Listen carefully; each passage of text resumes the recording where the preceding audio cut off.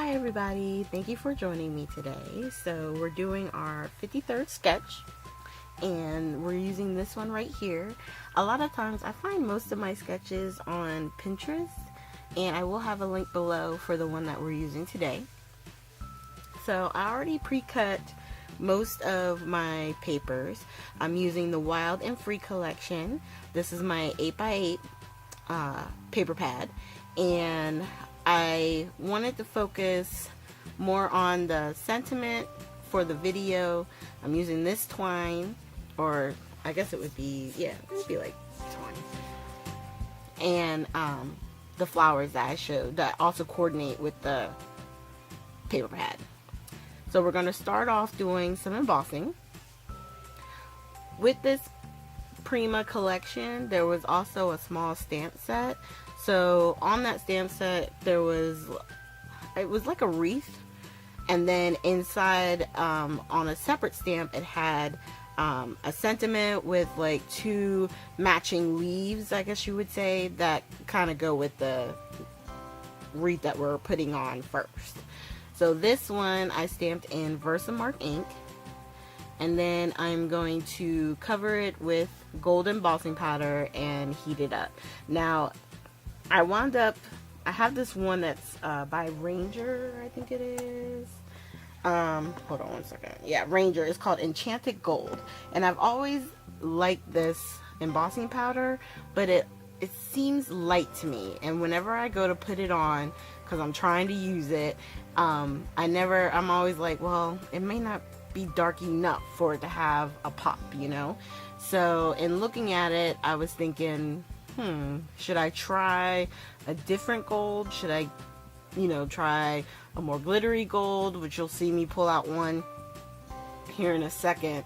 I realize is more of a glitter and would work better with the heat and stick, but we're not doing heat and stick. So I immediately say, forget that one. And I try one more, which is the Ranger's Superfine Detail Gold, which it would have worked with that if I had stamped it and put this powder on first. Since I had already covered it with the other powder, it really didn't have anything to stick to but my fingerprints from holding the paper. So I just said forget it, heat up my heating tool, and we're going to keep moving forward. So once we get it heated up for a while, the heating tool, then I go ahead and apply it to the paper.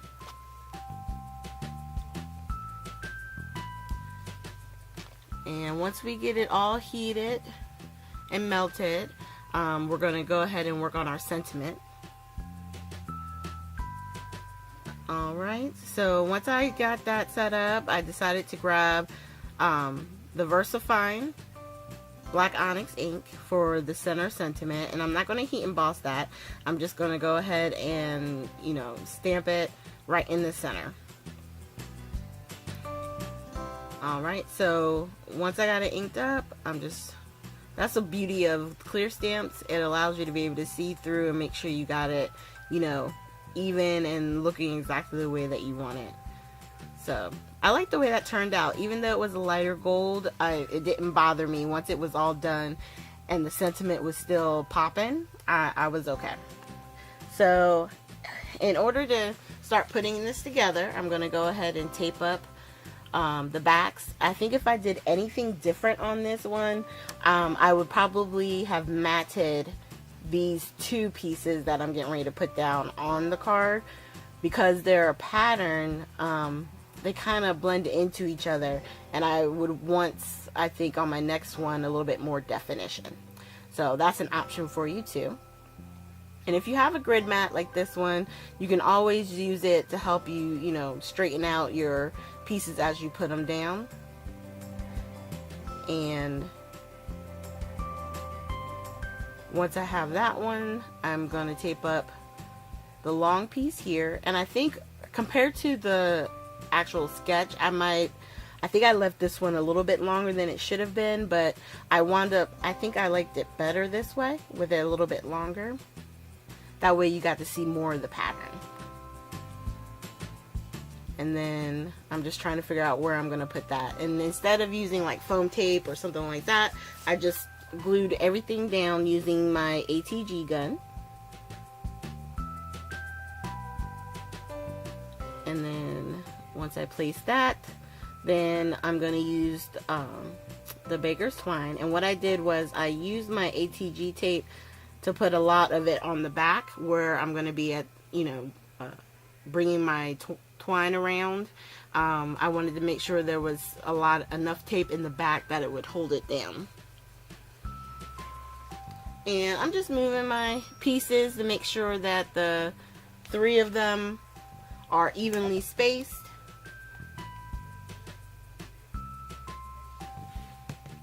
And then once I have that all on and spaced and laying exactly the way I wanted it, I'm gonna finish taping up the back and then attach it to our mat.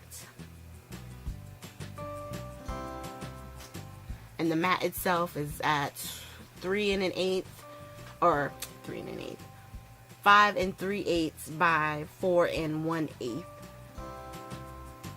And that's going to fit on the front of our A2 side card base, which is 5 1/2 by 4 1/4. So we're just taping everything up.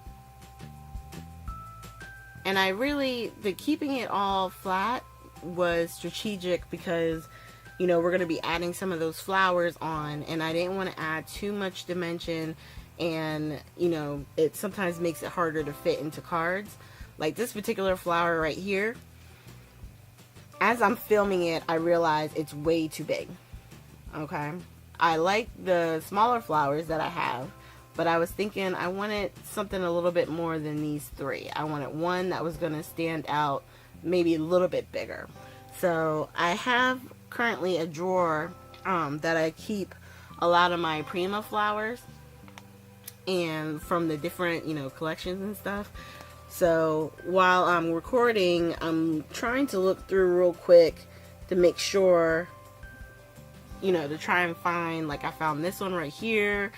Not too bad of a size. It's still in the same family as the other ones.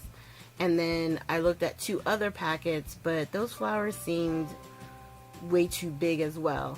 See? It's like it drowns out the other 2 flowers, and I didn't want that.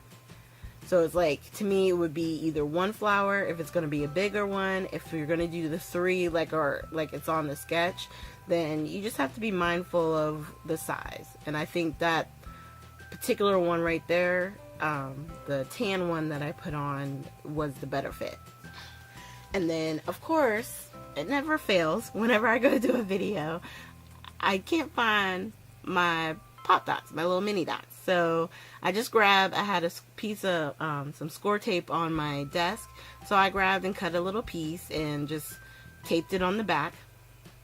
And I have to press it down and rub it a little bit just so that it winds up really attaching and I can pull the backing off the tape. And then we put that down. And then if you don't have the score tape, you can still use your glue. And I just grabbed some Tombow Mono glue and put down the bigger flower, and there's the card. It really turned out quite nice. I like how it turned out. I think you could always take it to the next level by adding sequins, or even if you did a little bit of a gold splatter on it, it would look nice with that too.